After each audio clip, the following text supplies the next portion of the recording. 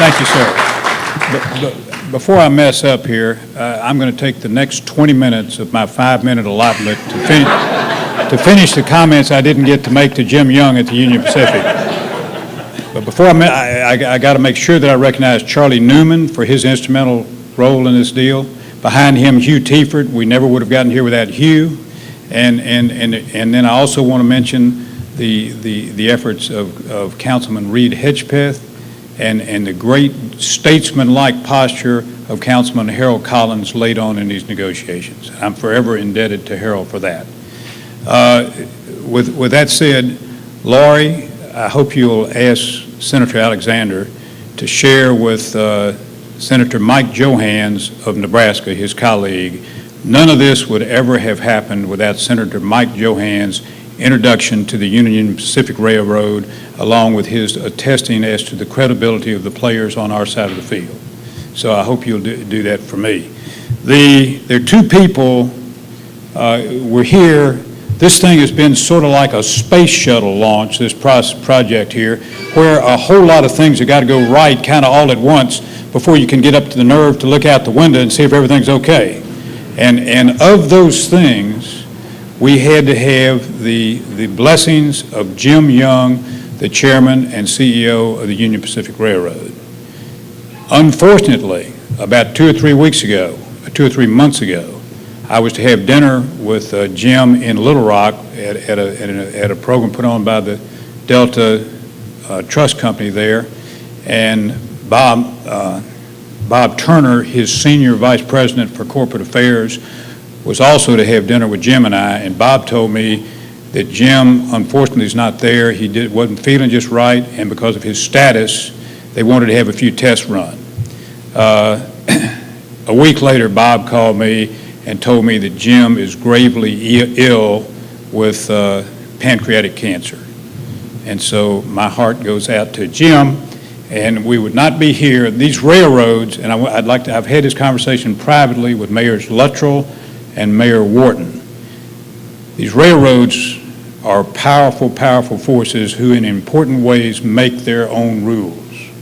And we must always be, going forward here, we must first and foremost always be respectful for the rights and interests of the Union Pacific Railroad, who has graciously agreed to cooperate on this project. Because if we were to do something to offend the Union Pacific, as Bob Turner told me, we have a whole floor full of lawyers up there whose job is to say no. They would not come back and publicly say no to Memphis, but if something happened here that did not fit their liking, they could sandbag us for a long, long time. I'm on the rail subcommittee. Okay, well, okay, that's good. Now, the second guy, we wouldn't have this gathering here today if it weren't for the second guy, and I happen to be standing right next to my longtime friend, Congressman Cohen. And I want to say this. Our chief economist, Michael Drury, is back here, and there's a very serious message I want to send to Washington about what's going on here that I'll come back to in just a minute. I do not always agree with everything that Steve Cohen says, nor does he always agree with everything I said. But Steve Cohen loves the city of Memphis, Tennessee. He loves the country, the United States of America. He is a very smart man, and he's got a ton of guts to back up his convictions. And he stayed with this program from moment one, and I'm forever grateful to you for that, Steve.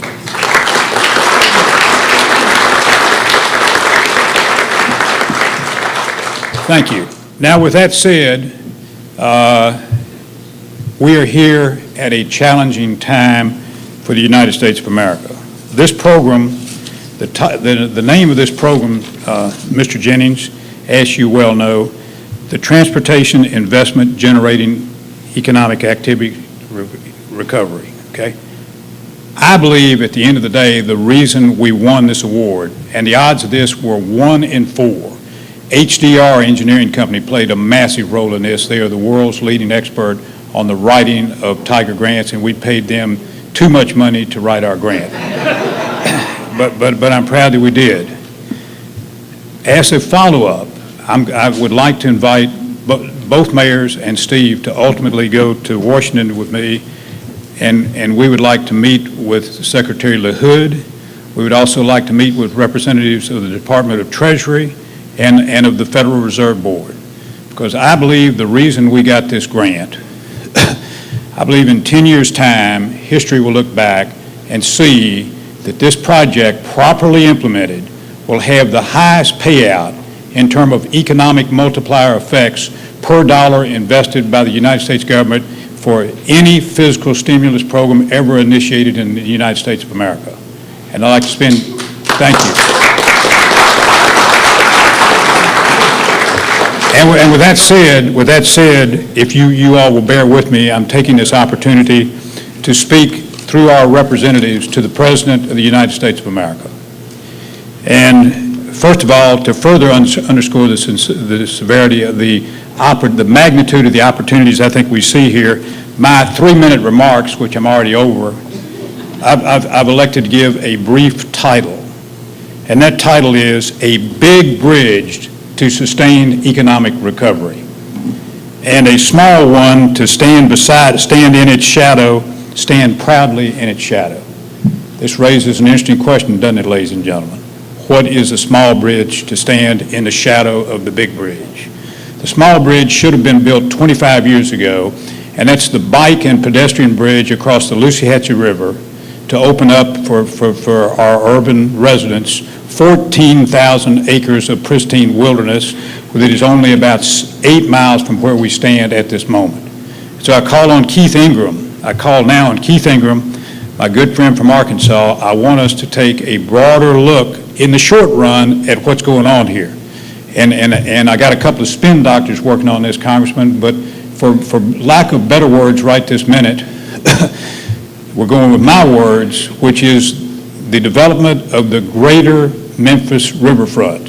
And the words greater Memphis imply and are intended to include the Arkansas side. And I call on Representative Ingram, as a representative of our friends on the west side of the river, to move forward with a large-scale riverside park some 3 to 5 miles downstream from the Harahan to provide a beautiful view for back into the city of Memphis. And then I call on Mayors Luttrell and Wharton to help us. This little bridge is not a big deal. I've already done a lot of straw polls up in Shelby Forest. If we can bring visitors in here and they can get on a bicycle at the pyramid and ride past or start at Mud Island. The only problem in this world with the southern part of Mud Island, which is woefully underutilized, the southern part of Mud Island is not amenable to the automobile culture. It is almost born to be a global center for bicycling. And if you can get on a bicycle on Mud Island and come across a new bike bridge where the monorail is, and then proceed south to see our new landing down there, okay? And then to see our huge park, Tom Lee Park along the river, and then to go across the Harahan, and then across to Ingram's soon-to-be constructed park, I would hope, and then return past all of this and go by the pyramid and go to Shelby Forest. Then you've got something like depending on exactly what route you'd like to take, a 25 to 50 mile bike ride, all within 10 miles of downtown Memphis, Tennessee.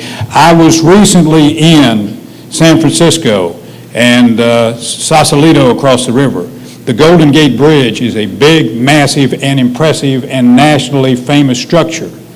But the infrastructure to get to and from downtown San Francisco relative to the Golden Gate Bridge, relative to what we just looked into here in Memphis, you would think an asset as large as the Harahan Bridge, that fate would have it that we had to spend another $5 to $10 million to get to it on this side, and another $5 to $10 million to get off of it on the other side. It's basically all there. There are no physical constraints to moving forward here, none whatsoever. So give me 1 second here, Steve. Are we going to be able to get a fly rod and Bass Pro Shop and fish while we're bicycling? Surely I didn't leave out the pyramid. You mentioned it, but you forgot bass and get that rod we can spin while we're riding. And you're exactly right. So let me give you the simple summary. I graduated from Vanderbilt University in 1965. I'm not a young man. At that time, Memphis was widely recognized as the leading city in the United States of America. in the state of Tennessee. That no longer is the case. I can't go to Nashville and make that claim. But we got a plan. I know Nashville.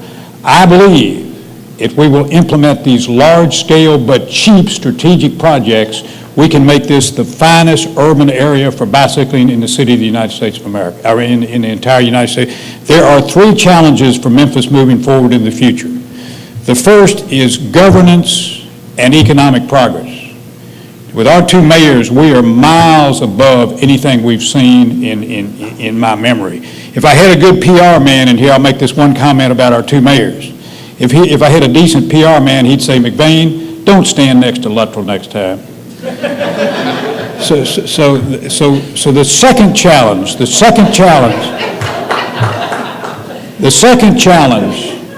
second and overwhelming challenge is the improvement in our public schools.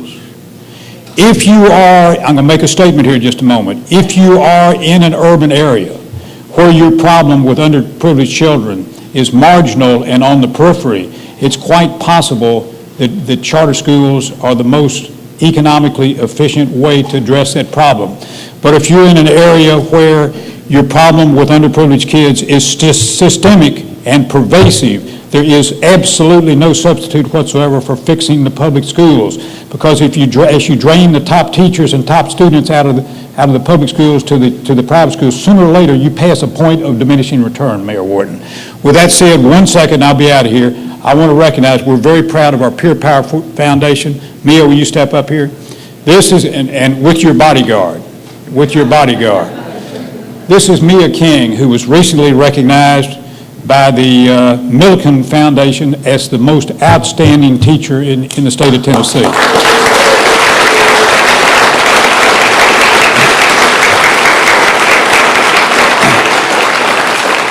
And this is Malcolm Rawls, who was one of our very first tutors, not our smallest, but one of our first. I asked the principal at the time, I said, have you ever had any problems with Malcolm? He said, no, Mr. McVean, except one time. I said, well, what happened? He said, well, somebody stole Malcolm's radio out of his car. I said, well, what are you trying to say about that? He said, no, that wasn't the problem. He said, the problem was Malcolm caught him. Go ahead. Now, the third defining challenge for our leadership generation here is upgrading the image of Memphis, Tennessee as a place of good abode.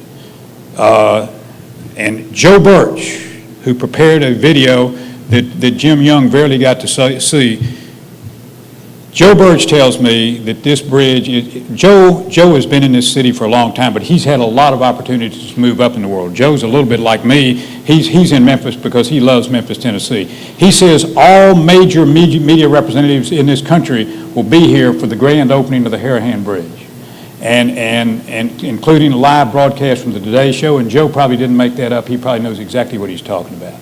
So this is a huge opportunity to build on our building economic prospects, our governance improvement, a sea change emerging in our school system, and finally totally changing the image of Memphis, Tennessee in the United States of America and the world. I've said enough. Thank you again, Steve.